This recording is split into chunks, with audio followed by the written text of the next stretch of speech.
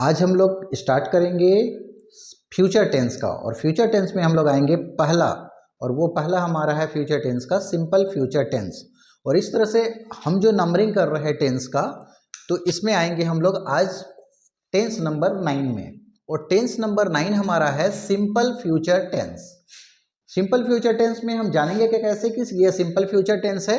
तो हिंदी का कोई भी वाक्य होगा उसके अंत में गा, गे, गी, अगर किसी वाक्य के अंत में गा, गे, गी अगर रहे तो हम समझेंगे कि वह हमारा सिंपल फ्यूचर टेंस है। अब इसको बनाने के लिए है कि अगर उसमें हमारा सब्जेक्ट यानी कि कर्ता अगर आई हो, यानी कि मैं, और वी हम लोग अगर रहे तो उसके साथ हम सेल हेल्पिंग वर्ब के रूप में, सहायक क्रिया के रूप में सेल का प्रयोग करेंगे। और अगर हमारा सब्जेक्ट या हमारा कर्ता you, they, he, she, it, name अगर ये रहे तो इसके साथ हम लोग हेल्पिंग वर्ब के रूप में विल का प्रयोग करेंगे। तो आई और वी के साथ सेल का प्रयोग, और you, they, he, she, it, name के साथ विल का प्रयोग होगा। अब इसी तरह से हम लोग आते हैं, पहला जो हमारा सेंटेंस है वो है अफर्मेटिव का सेंटेंस। और अफर्मेटिव सेंटेंस में हम लोग इसका एक स्ट्रक्चर है, उसको हम लोग पहले जानते हैं कि इसको हम बनाएं कैसे।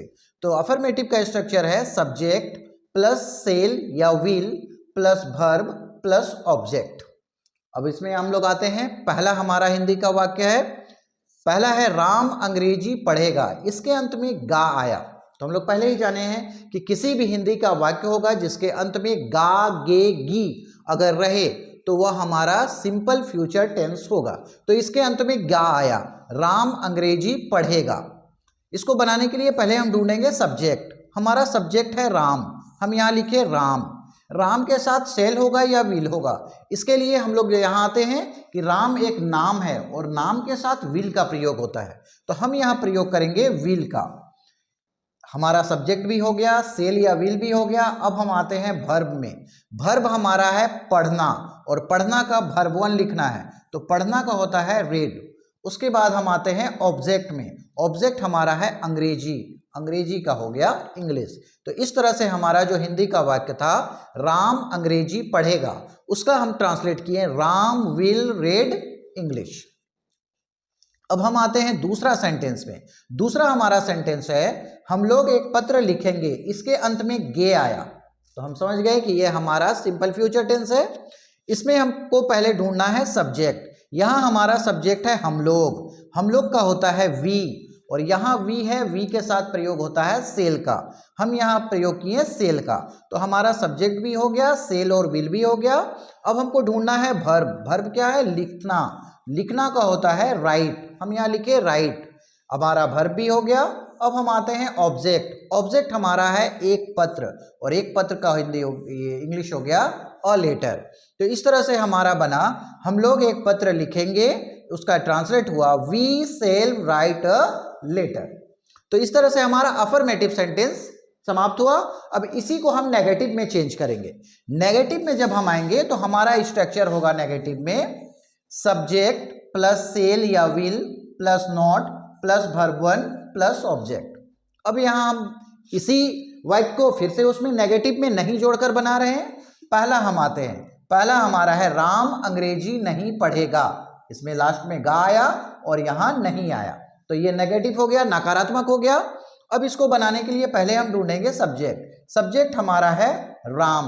राम के साथ हम पहले ही जाने हैं कि राम के साथ विल होगा, हम यहाँ लिखे हैं विल। विल के बाद हम ऐड करेंगे नॉट। नोट के बाद हम वर्ब में आएंगे। वर्ब हमारा है पढ़ना, और पढ़ना का होता है रीड।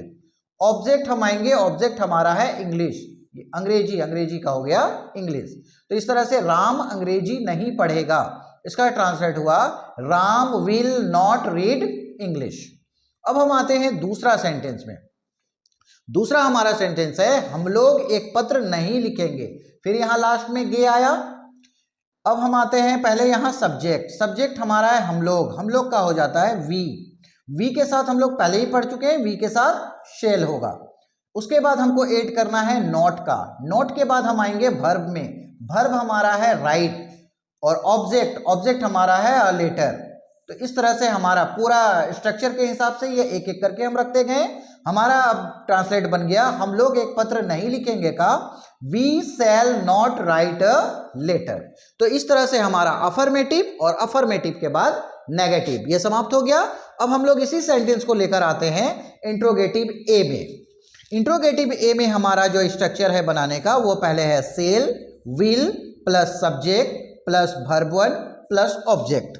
अब यहां हम आते हैं पहला है क्या राम अंग्रेजी पढ़ेगा, यहां हो जाएगा क्वेश्चन मार्क, क्या राम अंग्रेजी पढ़ेगा। पहले विल या सेल, हम कंफ्यूज है कि क्या होगा नहीं पता। पहले हम ढूंढते हैं सब्जेक्ट हमारा है राम अगर हमारा सब्जेक्ट मिल गया तो अब हमको पता चल जाएगा कि राम के साथ सेल नहीं होकर क्या हो जाएगा विल, क्योंकि राम एक नेम है और नेम के साथ विल होता है। तो यहां हम यूज किए विल का। विल के बाद हम आएंगे वर्ब में। वर्ब हमारा है पढ़ना और पढ़ना का होता है रीड। उसके बाद हम आएंगे ऑब्जेक्ट हमारा यहाँ हो गया अंग्रेजी और अंग्रेजी का हो गया इंग्लिश। तो इस तरह से हमारा बना क्या राम अंग्रेजी पढ़ेगा, विल राम रीड इंग्लिश। अब हम आते हैं दूसरा सेंटेंस में। दूसरा हमारा सेंटेंस है क्या हम लोग एक पत्र लिखेंगे, फिर हम यहाँ सेल या विल, फिर कंफ्यूज हैं क्या होगा। हम पहले ढूंढेंगे सब्जेक्ट हमारा यहाँ हो गया हम लोग का हो गया वी। अब हमको पता चल गया कि वी जब सब्जेक्ट हो गया तो वी के साथ क्या होगा सेल, हम यहाँ यूज किए सेल का। इसके बाद हम आएंगे वर्ब में। वर्ब हमारा है लिखना और लिखना का होता है राइट। उसके बाद हम आएंगे ऑब्जेक्ट में। ऑब्जेक्ट हमारा है अ लेटर। तो इस तरह से हो गया क्या हम लोग एक पत्र लिखेंगे, इसका हो गया shall we write a letter. तो इस तरह से हमारा इंट्रोगेटिव भी खत्म हो गया। अब हम आते हैं इंट्रोगेटिव बी में, और इंट्रोगेटिव बी का हमारा जो स्ट्रक्चर है वह है क्वेश्चन वर्ड के बाद है shall will plus subject plus verb one plus object. अब यहाँ पहले हम पहला सेंटेंस देखते हैं, राम कब अंग्रेजी पढ़ेगा, फिर लास्ट में यहाँ गा आया, लेकिन यहाँ क्वेश्चन वर्ड भी आया और क्वेश्चन वर्ड हमारा है कब। तो यहाँ पहले हमको ऐड करने बोल रहा है क्वेश्चन वर्ड हमारा है कब का इंग्लिश होता है वेन के बाद हमको सेल या विल लिखना है। फिर हम कंफ्यूज हैं सेल होगा या विल होगा, इसके लिए पहले हम लोग आते हैं सब्जेक्ट में। सब्जेक्ट अगर हम ढूंढते हैं तो सब्जेक्ट हमारा है राम। अब जब सब्जेक्ट हमारा मिल गया तो हमको पता चल जाएगा कि राम के साथ विल होगा, हम यहाँ लिखेंगे विल। अब हम ढूंढेंगे वर्ब हमारा है पढ़ना का वर्ब वन है रीड। उसके बाद हमको ढूंढना है ऑब्जेक्ट हमारा है अंग्रेजी का हो जाएगा इंग्लिश। तो इस तरह से हम पाए कि राम कब अंग्रेजी पढ़ेगा, इसका ट्रांसलेट हुआ when will Ram read English. अब हम आते हैं दूसरा सेंटेंस हमारा है हम लोग कैसे एक पत्र लिखेंगे। इसमें फिर से हमको पहले ढूंढना है क्वेश्चन वर्ड हमारा है कैसे का इंग्लिश हो जाता है हाउ। इसके बाद हमको सेल या विल लिखना है, फिर हम कंफ्यूज हैं कि सेल होगा या विल होगा, इसके लिए पहले हम ढूंढेंगे सब्जेक्ट हमारा हो गया वी। और जब सब्जेक्ट हमारा मिल गया तो ये हम निश्चित हो जाएंगे कि वी के साथ हमारा सेल होगा, हम यहाँ लिखेंगे सेल के बाद हम आए, अब ढूंढेंगे सब्जेक्ट के बाद वर्ब हमारा है लिखना और लिखना का होता है राइट। उसके बाद हम आएंगे ऑब्जेक्ट का हो जाएगा यहाँ अ लेटर। तो इस तरह से हमारा हो गया हिंदी का वाक्य था हम लोग कैसे एक पत्र लिखेंगे, इसका इंग्लिश ट्रांसलेट हुआ how shall we write a letter.